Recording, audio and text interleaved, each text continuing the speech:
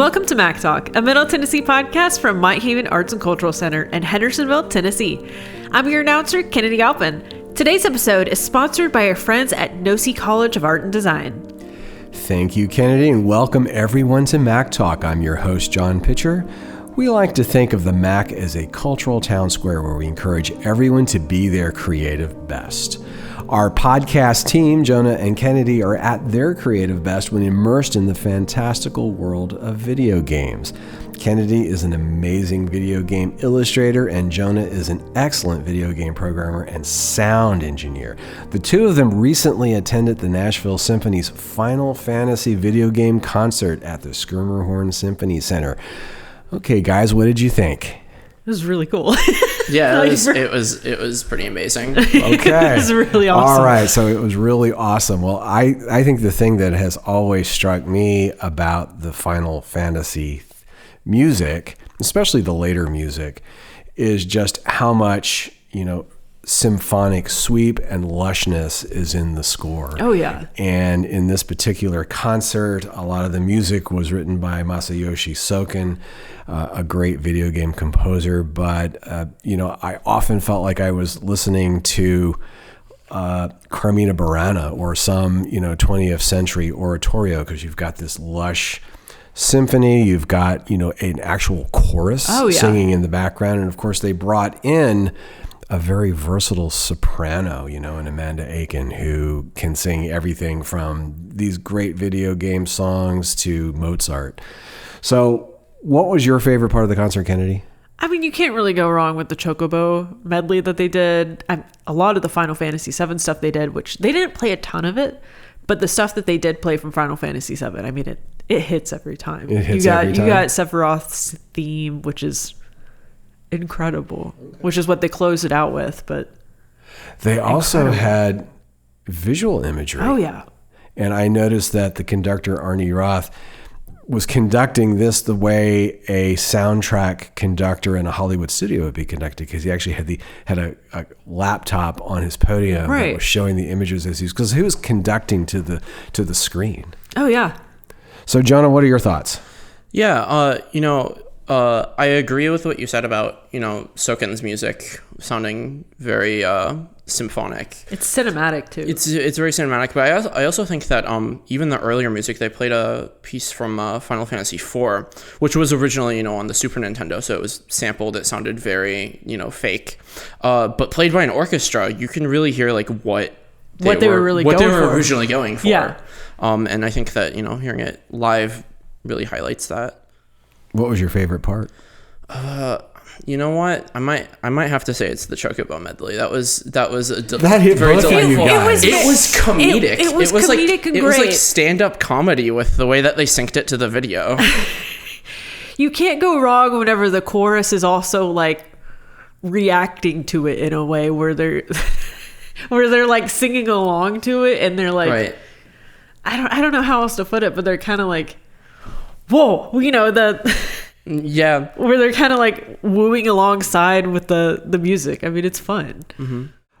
Well, I would have to say that my favorite part, no hands down, bar none, was just the singer Amanda Aiken. Yeah, whenever absolutely. she got she on killed stage, she just has the most amazing voice, and I think the thing that I found most compelling was just thinking that, wow, this is like music that's now being composed for video games. It was definitely symphonic concert hall level and quality. Yep.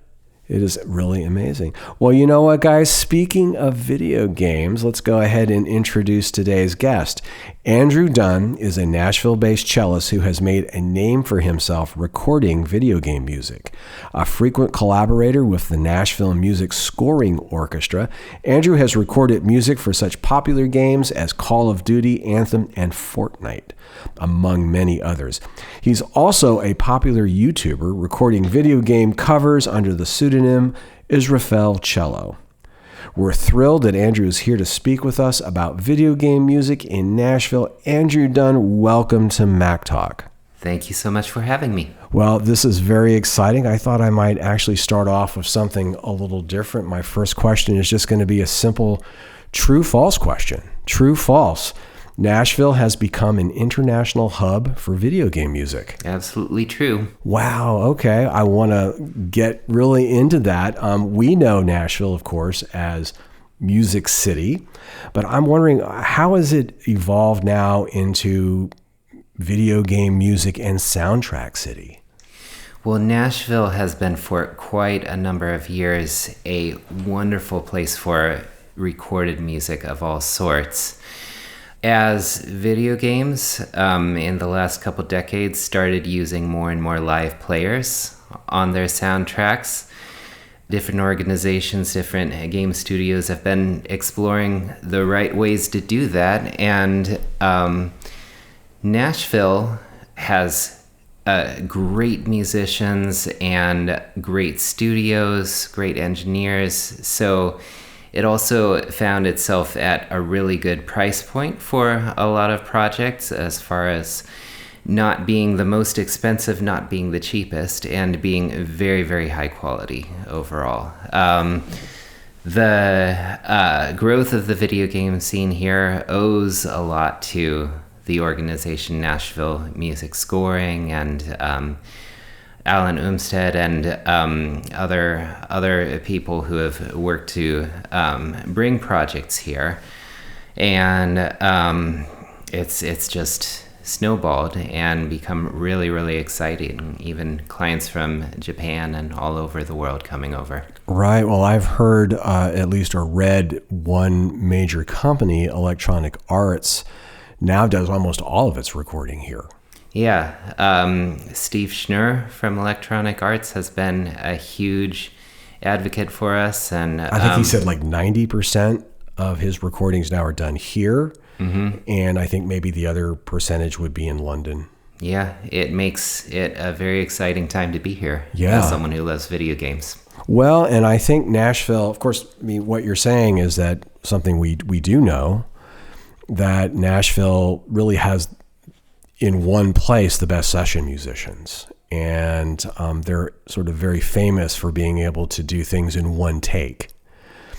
So yeah, you go to Prague and they've got great musicians there, but it might take them 6 or 7 takes to get it exactly the way the composer wants it. But you come to Nashville, we're incredibly proud of the quality that we can deliver here. Right. I mean, there are other wonderful scenes, definitely LA and London, but for a lot of projects, we find ourselves here at a really good point to deliver a great quality product for a good price for a lot of people. And that's what I'm hearing too. It's the price. And of course, what a lot of people maybe don't necessarily realize is just how sophisticated the music has become for video games if you're not really immersed in that art form yourself. Oh, absolutely. But true. I mean, I was at the Skirmerhorn, I guess it was last Wednesday, watching the Final Fantasy concert there,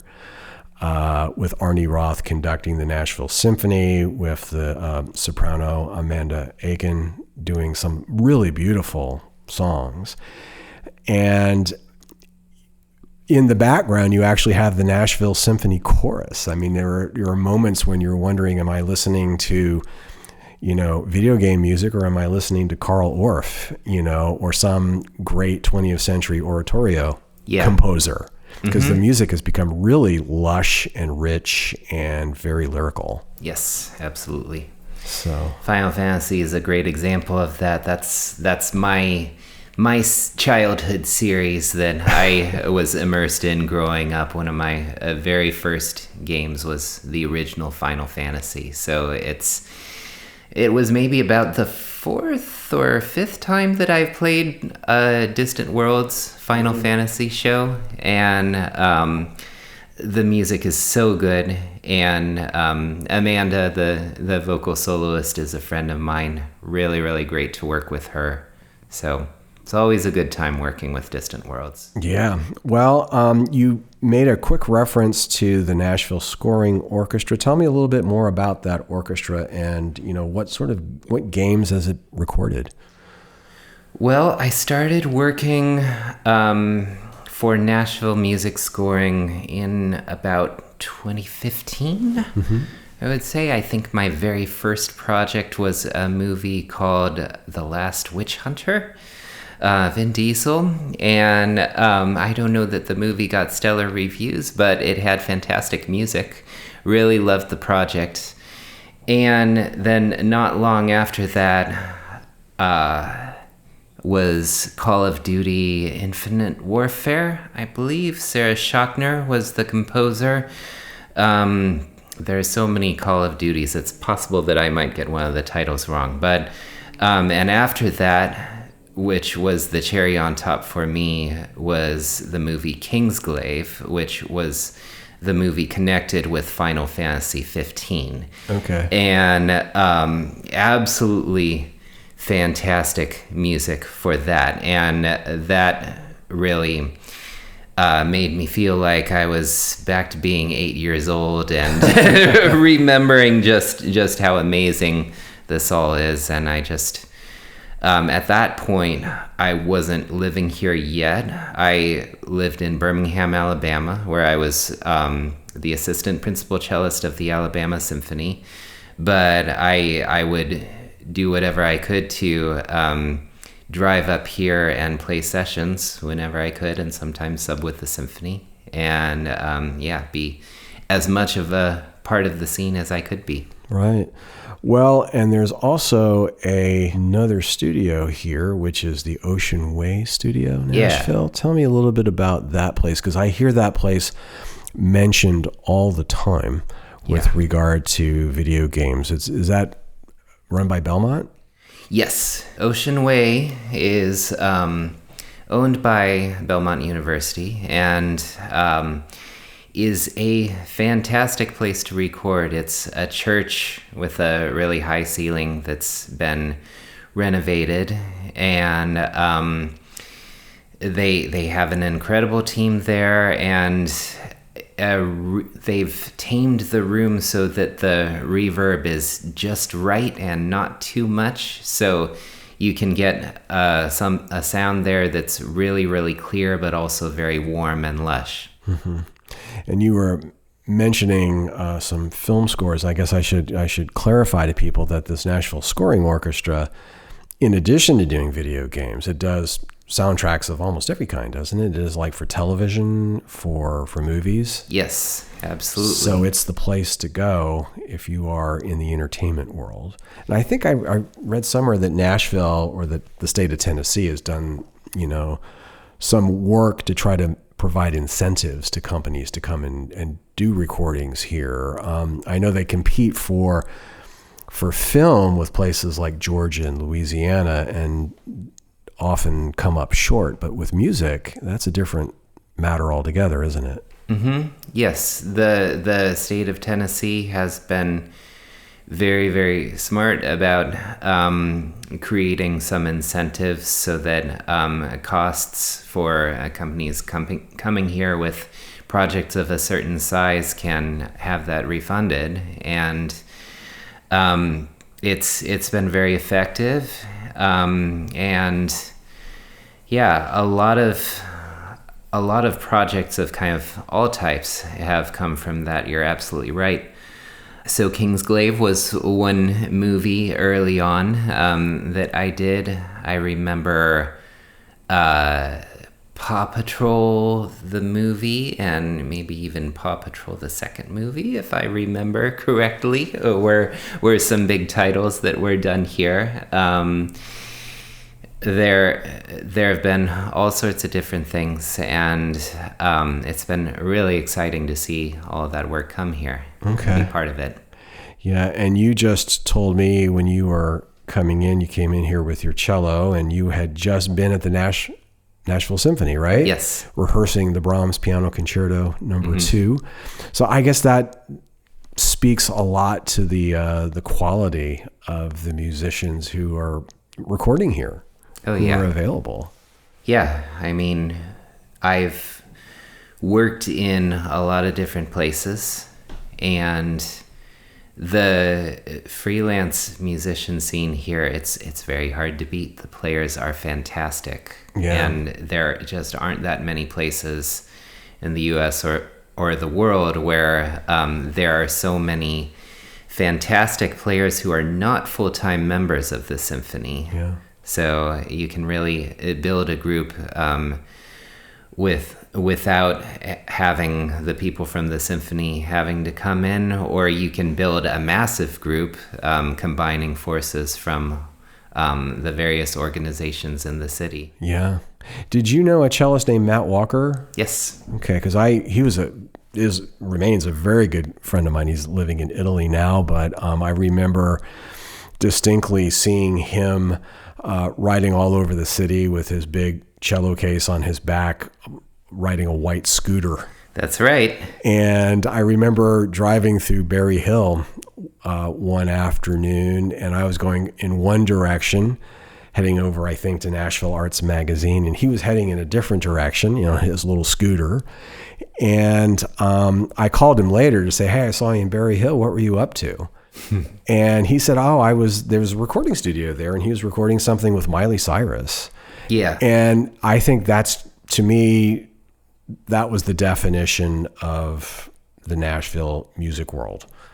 You have these musicians who can pretty much do it all. Yeah. They can play, the Dvorak concerto, and they can play with Miley Cyrus, and everything in between, the solo and the third movement of the Brahms piano concerto. Yeah. They're just that good. And because they're that good, they're able to really, on a dime, recreate what the composer's intentions were without a whole lot of effort. Well, that's one of the reasons why it's so exciting to be in this town, because the music scene is so diverse. I mean, one day we might be in the studio and working on Call of Duty, and the next day playing a Beethoven symphony at the Schermerhorn, and the day after that playing a session for Taylor Swift. So, I mean, exactly, and that's what it really is all about, isn't it? I mean, it's like, if you're going to be a musician here, you kind of have to be able to do everything, right? Yes. And I know Matt, he did a lot of his own arrangements and composing, and I know you do that yourself. So I do. Yeah. So it's also, I guess that for any younger musical listeners out there, that might also be a little intimidating and just something to think about, that, it's a pretty tall order to be a musician here in Nashville now. Yeah, but also exciting. I mean, I was a full-timer with the Alabama Symphony, I think, for 10 years, and in the Louisiana Philharmonic before that. So, well, tell me about let's get into your background, because you've gone to some really great schools, among other things. And I think I saw Lynn Harrell. Yes. Was one of your teachers, who's one of my heroes. He was he used my to play teacher. with like Vladimir Ashkenazy and people like that. So yeah, one of the absolute great cellists of the 20th century. Absolutely.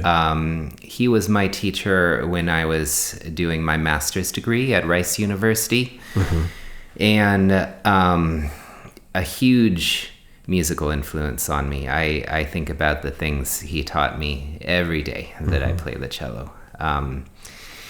And yeah, before that, I went to the Cleveland Institute of Music.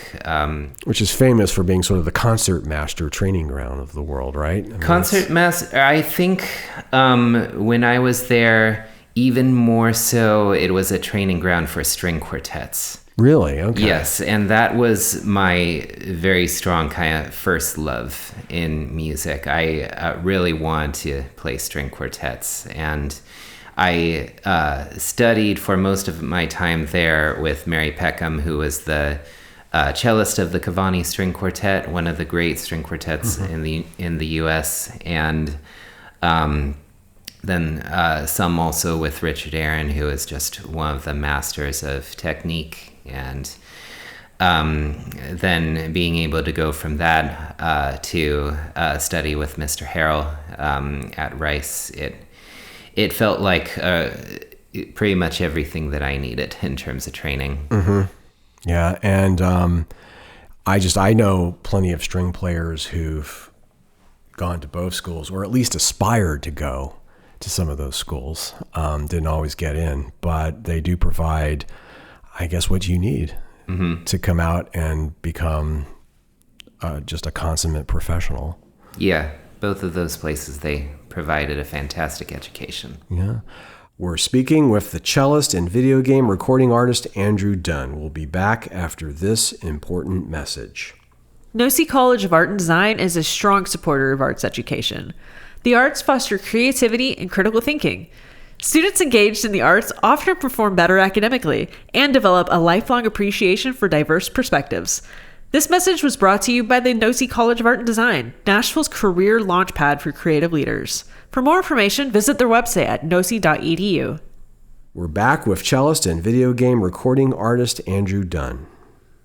How did you wind up sort of putting together your love for music and string quartets with your love for video games? Did you start music and video games both as a youngster?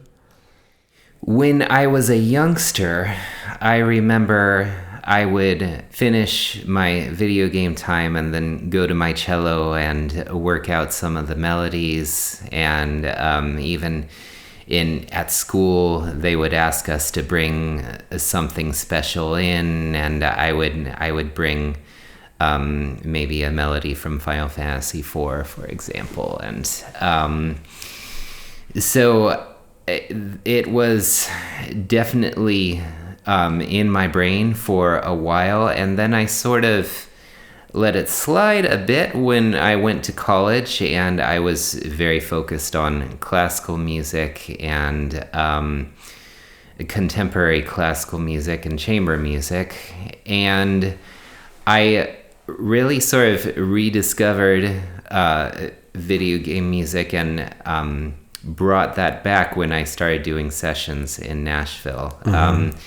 Doing video game sessions, and also I met an amazing violinist in the session orchestra named Patty Rudisil, who is a great player, YouTuber, arranger, has a very successful YouTube channel, and she introduced me to this thing, overdubbing, which I had never heard of this as an option for musical work, but she had built a system where she could work directly with composers and record stuff at home, which would then end up in video game projects mainly. And she gave me all sorts of advice on building my own setup.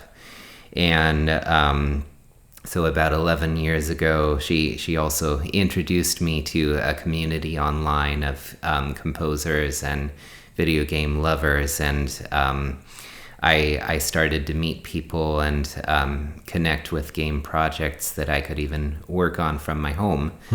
And build my own YouTube channel. And at that point, the first thing I wanted to do once I had things set up was record Secret of Mana, because that was one of my favorite games growing up, and the melody, the main melody from that game stuck with me all like 30 years later. So, and it all spiraled from there. Okay. So I noticed on your YouTube channel that you go by the name Israfel Cello. Yes, that's basically tell me a little bit about this this alias of yours, and because I've noticed a number of really wonderful video game music practitioners will have their own artist name. Yeah, well, there are kind of a million Andrew Dunns out there, so I had to do something. But it basically stems from the fact that I'm a humongous nerd. Israfel is I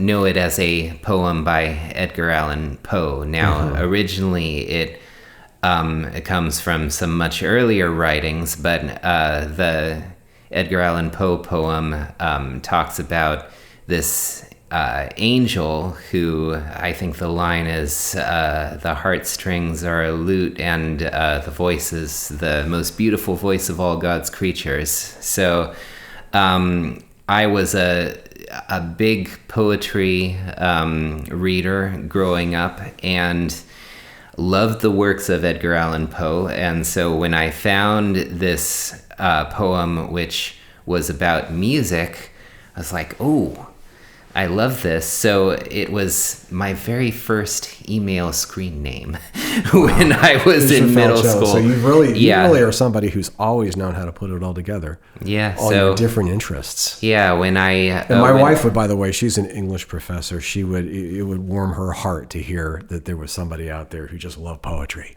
Yeah. Well, that's me. So when I knew I wanted to have a brand online that had a certain uniqueness, I just went for my history there. Yeah, and it actually has a wonderful meaning. Well, and you perform with, and I think also do a podcast with another wonderful musician named Purple Shala. Yes. As a pianist. And I just had mentioned her to you before you came in here. I was just absolutely blown away with her playing. Yeah. I absolutely love it. Yeah. Tell me a little bit about her and about what you guys do together. Yeah, her name in real life is Ruby, but she's a fantastic pianist, YouTuber. Actually, when I started doing recordings at home, the very first project that I did was something that she had put together. She had an arrangement of the main theme of Final Fantasy VII, and we hadn't met before. She got my name sort of on a list of different available musicians who could do this, and she emailed me, and it was a small album which was raising funds to help the recovery effort from Hurricane Harvey, I believe, that hit the Houston area, and she is from Houston, so wanted to participate and be a part of that. Especially since I did my master's degree in Houston, I felt like there was a nice connection there. And after working with her on that, I ended up going to visit her several times. I was living in Birmingham at the time, but I would drive down and stay with her and her family in her house, and while her kids were at school, we would record our nerdy stuff. Okay. I also mentioned to you that she plays amazingly beautifully, but of course she's also got a really great pedigree, having gone to the University of Michigan to get her master's degree, which is a real. I think that would be for pianists what Rice would be for a string player, essentially. Well, and the moment I first heard her recordings, I felt, okay, this is a person with a lot of talent. And a lot of technical ability as well. Yes. Yeah, just absolutely the complete package. So let me ask you, what are your favorite video games to play? I'm assuming you still play, right? I absolutely do. I have a... Because I know our announcer, she has spent, I'm convinced, Kennedy Galpin, I'm convinced she's probably spent a quarter of her life playing video games. Well, here's my secret. I don't have tons of time to play, but I do have a setup where I have a treadmill in my living room right in front of the television, and I play games as I'm walking on the treadmill. Oh, how brilliant. And so that's how I make the time for it. You are a multitasker. So the game that I'm playing right now, I'm trying to finish Crisis Core Reunion, which I've started a couple times and never quite made all the way through. So hopefully this will be the time I get there. But It's, of course, part of the Final Fantasy series, and I do feel a really strong connection to Final Fantasy. I've played all of the main series games except for 11.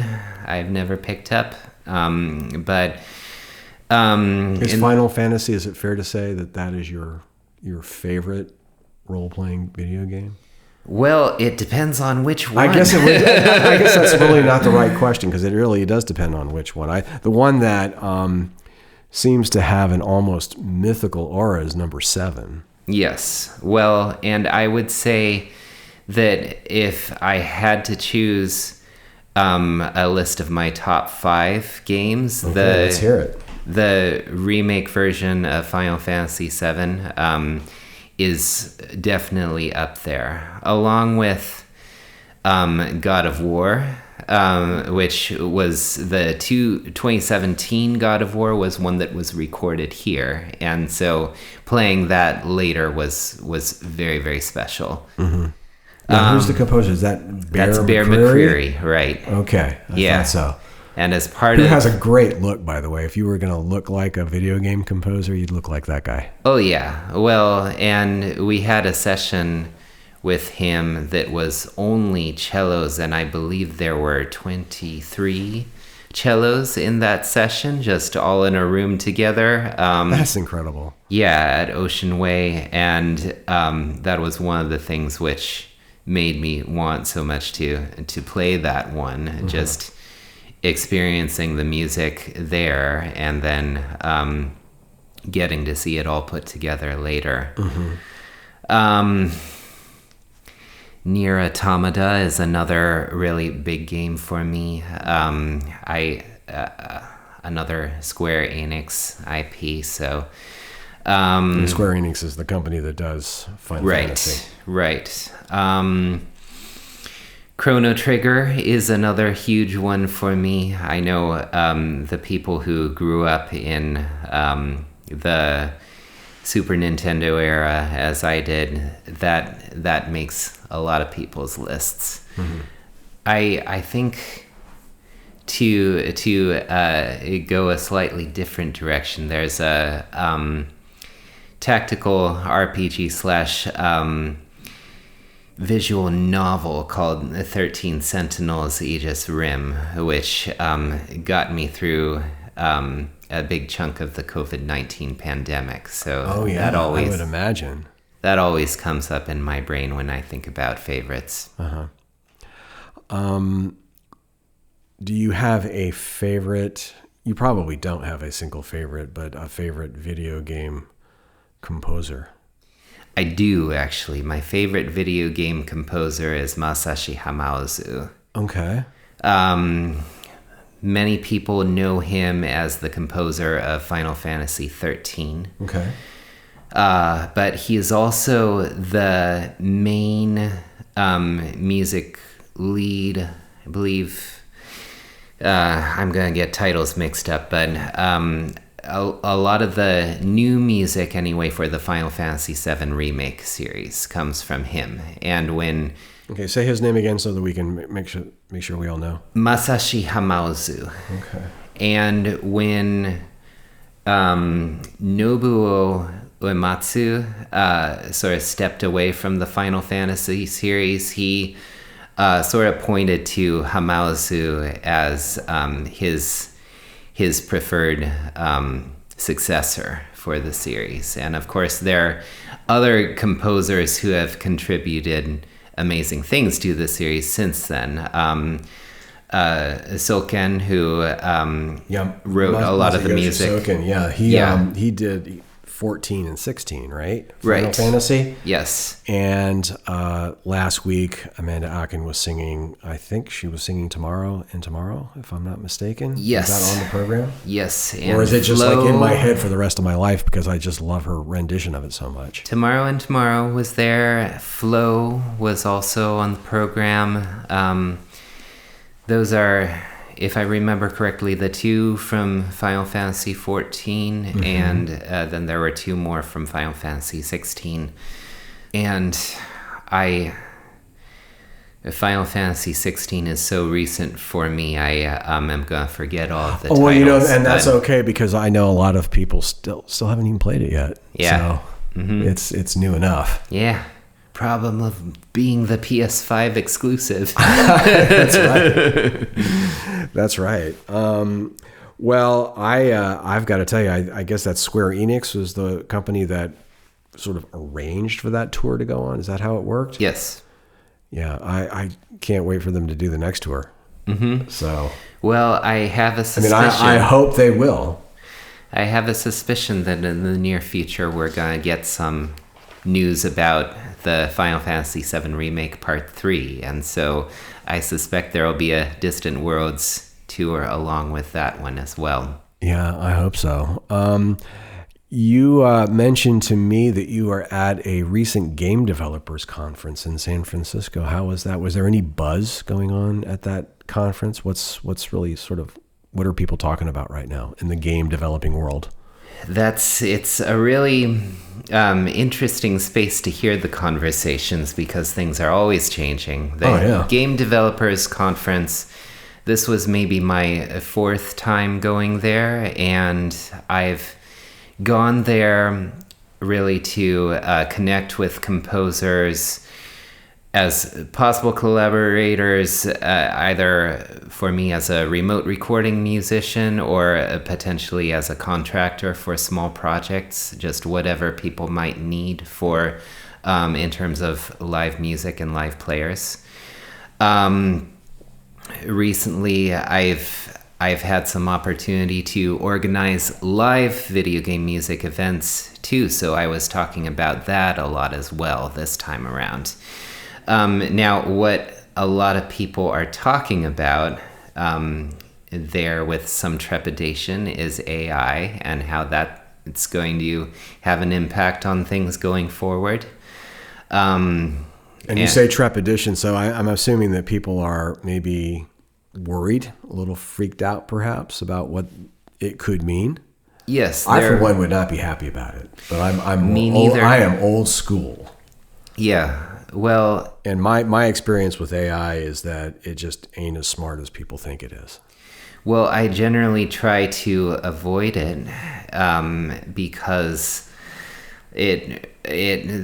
Google tries to do things like read an email for me and summarize it, and I'm like, I don't need that part of my brain to be shut down. I need to work those parts of my brain. That's true. These are perishable skills. Writing itself is, where your critical thinking comes from. If you can't put a paragraph together, then you probably aren't going to be able to figure out how to vote in the next election either. Yeah. Or read a newspaper. Yep. Or any of these other things. But what I've noticed that terrifies me most, and I won't go on too long of a rant on this, but it's like if rant away. If AI can't find anything that it's been dredging looking for at the bottom of the internet ocean in the muck, it'll just make it up.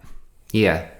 That seems to be true. Which I just absolutely hate about AI. People call it hallucinating, or it's just misinformation, and I think it's gonna but it can create misinformation at near warp speed. Yep. So that's what's scary about it to me.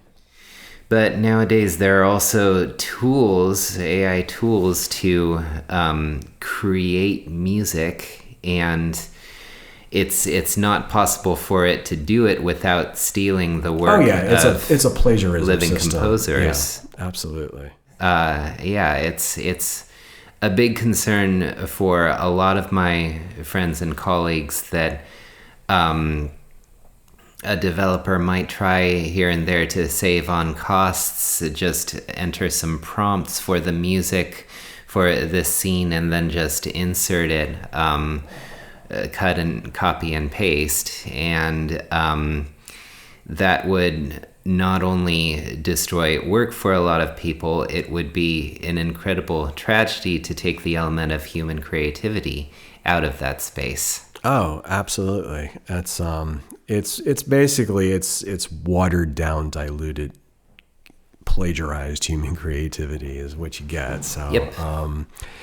And I mean, I don't know. I mean, certainly as a writer, I can always tell in 3 words whether something was generated by AI or not.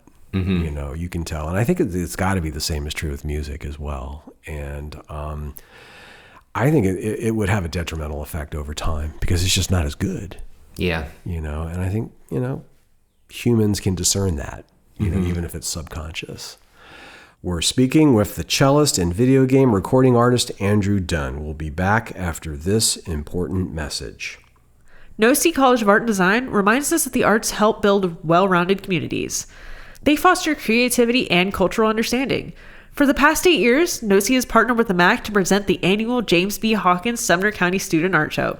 This year's show is on display at the MAC through April 26, 2026. For more information, go to monthavenarts.org/exhibitions. We're back with cellist and video game recording artist Andrew Dunn.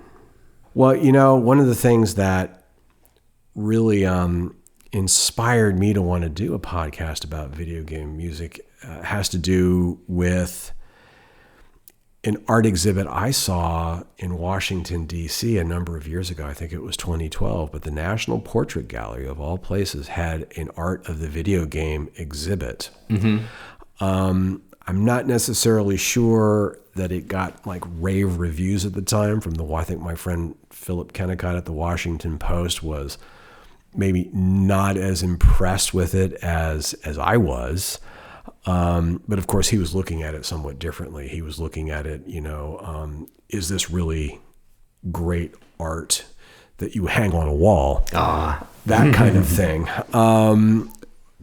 Which, you know, to me is maybe not the right way to look at it. But what really struck me and has stuck with me ever since I saw that exhibit, I was just amazed at the incredible progress that video games made in such a short period of time. I mean, it really was trying to show the arc of development from really primitive kind of Pac-Man video games with soundtracks that were kind of more like little bleeps and burps and other kind of just electronic sounds to, you know, much more sophisticated, you know, Mario Brothers or Final Fantasy type games where, you know, you have something that's really cinematic in terms of the visuals.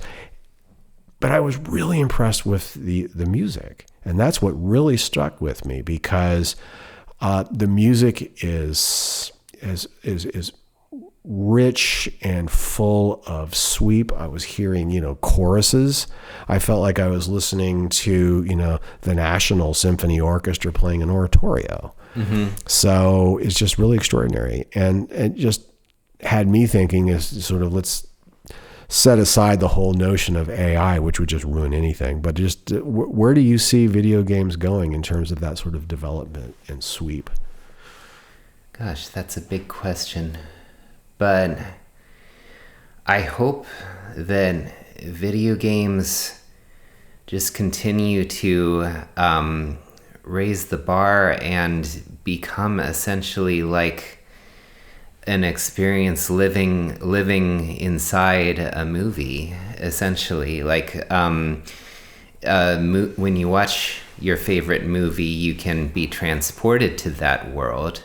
At the same time, the story is linear. It is the same every time. But video games have this element where they can be different every time, and you can influence the way they progress. So it's an incredible art form in that respect. The story of video game development is, to a great extent, the progression from very limited resources to much greater resources now. I mean, the very early video game music and video game graphics too,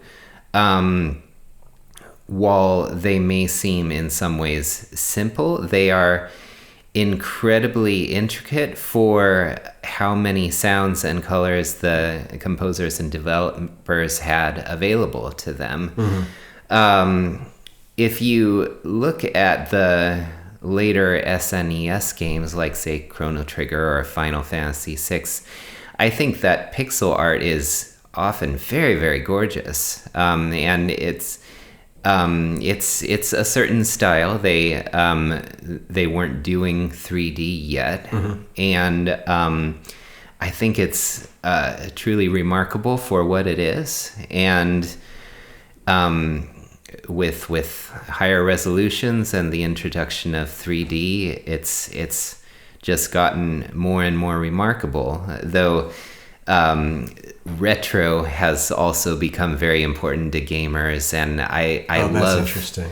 I love playing games these days, like say Octopath Traveler, which it goes back to a certain pixel art HD 2D where it is pixel art but augmented by modern effects.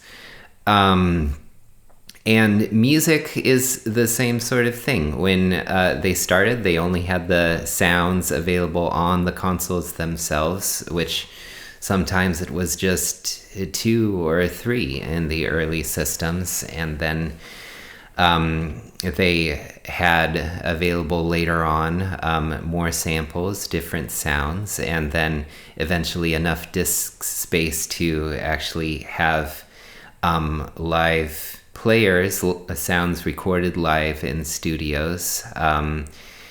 And Final Fantasy VII was a fairly early one of those, with the choir from One Winged Angel. And yeah, coming full circle now with live orchestras of just about any size. And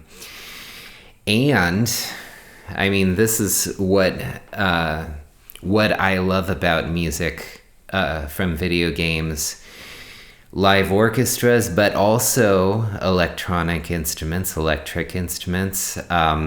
samples that are incredibly difficult to recreate in concert halls. So in video game music, you can create an experience which would be, if not impossible, incredibly difficult for a live group to really pull off in the same way. So it's some of the most exciting and varied music out there. Wow, that's amazing. Well, I guess we have time for one more question. Let me ask you, what have you got coming up? What are your projects? Well, I'm working on an album right now, and this I feel like is full circle for me because I loved chamber music. I've loved chamber music most of my life, and we're working on a string quartet album called Heroes of Midgar. Now, it's going to be mainly the character themes from Final Fantasy VII, and we just finished the recording process last week. My quartet was at Blackbird Studio D, and we finished laying down track.